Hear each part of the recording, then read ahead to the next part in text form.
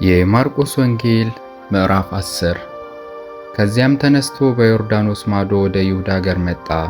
ደግሞም ብዙ ሰዎች ወደ እርሱ ተሰበሰቡ፣ እንደ ልማዱም ደግሞ ያስተምራቸው ነበር። ፈሪሳውያንም ቀርበው ሰው ሚስቱን ሊፈታ ተፈቅዶለታልን ብለው ሊፈትኑት ጠየቁት። እርሱ ግን መልሶ ሙሴ ምን አዘዛችሁ አላቸው። እነርሱም ሙሴስ የፍችዋን ጽሕፈት ጽፎ እንዲፈታት ፈቀደ አሉ። ኢየሱስም መልሶ እንዲህ አላቸው፣ ስለ ልባችሁ ጥንካሬ ይህችን ትእዛዝ ጻፈላችሁ። ከፍጥረት መጀመሪያ ግን እግዚአብሔር ወንድና ሴት አደረጋቸው። ስለዚህ ሰው አባቱንና እናቱን ይተዋል፣ ከሚስቱም ጋር ይተባበራል፣ ሁለቱም አንድ ሥጋ ይሆናሉ። ስለዚህ አንድ ሥጋ ናቸው እንጂ ወደፊት ሁለት አይደሉም። እግዚአብሔር ያጣመረውን እንግዲህ ሰው አይለየው። በቤትም ደግሞ ደቀ መዛሙርቱ ስለዚህ ነገር ጠየቁት። እርሱም ሚስቱን ፈትቶ ሌላ የሚያገባ ሁሉ በእርሷ ላይ ያመነዝራል፣ እርሷም ባሏን ፈታ ሌላ ብታገባ ታመነዝራለች አላቸው። እንዲዳስሳቸውም ሕፃናትን ወደ እርሱ አመጡ። ደቀ መዛሙርቱም ያመጧቸውን ገሰጿቸው።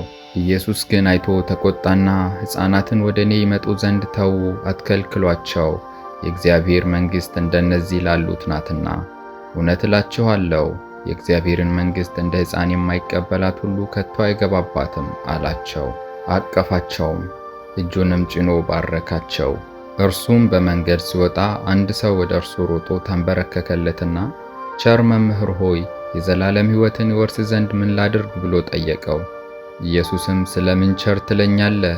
ከአንዱ ከእግዚአብሔር በቀር ቸር ማንም የለም።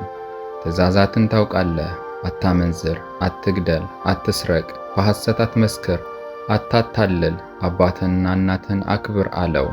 እርሱም መልሶ መምህር ሆይ ይህን ሁሉ ከሕፃንነቴ ጀምሬ ጠብቄአለሁ አለው። ኢየሱስም ወደ እርሱ ተመልክቶ ወደደውና አንድ ነገር ጎደለ፣ ሂድ ያለህን ሁሉ ሽጠህ ለድሆች ስጥ፣ በሰማይም መዝገብ ታገኛለህ፣ መስቀሉንም ተሸክመህ ና ተከተለኝ አለው። ነገር ግን ስለዚህ ነገር ፊቱ ጠቆረ፣ ብዙ ንብረት ነበረውና እያዘነም ሄደ። ኢየሱስም ዘወር ብሎ አይቶ ደቀ መዛሙርቱን ገንዘብ ላላቸው ወደ እግዚአብሔር መንግሥት መግባት እንዴት ጭንቅ ይሆናል አላቸው። ደቀ መዛሙርቱም እነዚህን ቃሎች አደነቁ። ኢየሱስም ደግሞ መልሶ ልጆች ሆይ በገንዘብ ለምታመኑ ወደ እግዚአብሔር መንግሥት መግባት እንዴት ጭንቅ ነው። ባለጠጋ ወደ እግዚአብሔር መንግሥት ከሚገባ ግመል በመርፌ ቀዳዳ ቢያልፍ ይቀላል አላቸው። እነርሱም ያለ መጠን ተገረሙና እርስ በርሳቸው እንግዲያ ማን ሊድን ይችላል ተባባሉ። ኢየሱስም ተመለከታቸውና ይህ በእግዚአብሔር ዘንድ እንጂ በሰው ዘንድ አይቻልም፣ በእግዚአብሔር ዘንድ ሁሉ ይቻላልና አለ። ጴጥሮስም እነሆ እኛ ሁሉን ትተን ተከተልንህ ይለው ጀመር። ኢየሱስም መልሶ እንዲህ አለ፣ እውነት እላችኋለሁ ስለ እኔና ስለ ወንጌል ቤትን ወይም ወንድሞችን ወይም እህቶችን ወይም አባትን ወይም እናትን ወይም ሚስትን ወይም ልጅን ወይም እርሻን የተወ አሁን በዚህ ዘመን ከስደት ጋር ቤቶችን ወንድሞችንና እህቶችንም እናቶችንም ልጆችንም እርሻንም 100 እጥፍ በሚመጣውም ዓለም የዘላለም ሕይወት የማይቀበል ማንም የለም። ግን ብዙ ፊተኞች ኋለኞች፣ ኋለኞችም ፊተኞች ይሆናሉ። ወደ ኢየሩሳሌምም ሊወጡ በመንገድ ነበሩ። ኢየሱስም ይቀድማቸው ነበርና ተደነቁ። የተከተሉትም ይፈሩ ነበር። ደግሞም 12ቱን ወደ እርሱ አቅርቦ ይደርስበት ዘንድ ያለውን ይነግራቸው ጀመር።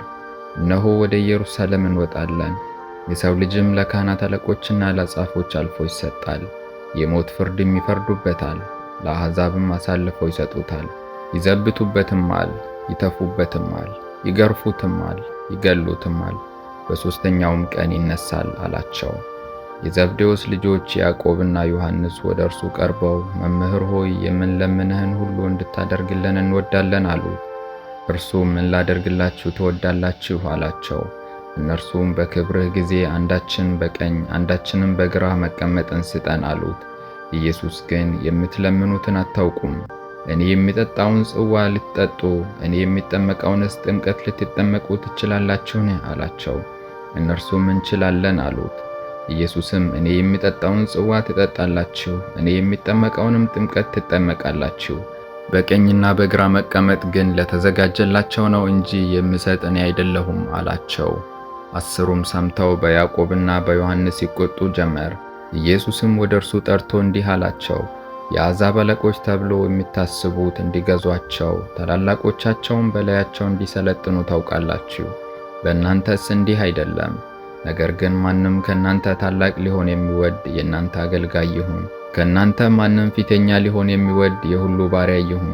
እንዲሁ የሰው ልጅም ሊያገለግልና ነፍሱን ለብዙዎች ቤዛ ሊሰጥ እንጂ እንዲያገለግሉት አልመጣም። ወደ ኢያሪኮ መጡ። ከደቀ መዛሙርቱና ከብዙ ሕዝብ ጋር ከኢያሪኮ ሲወጣ የጤሜዎስ ልጅ ዕውሩ በርጤሜዎስ እየለመነ በመንገድ ዳር ተቀምጦ ነበር።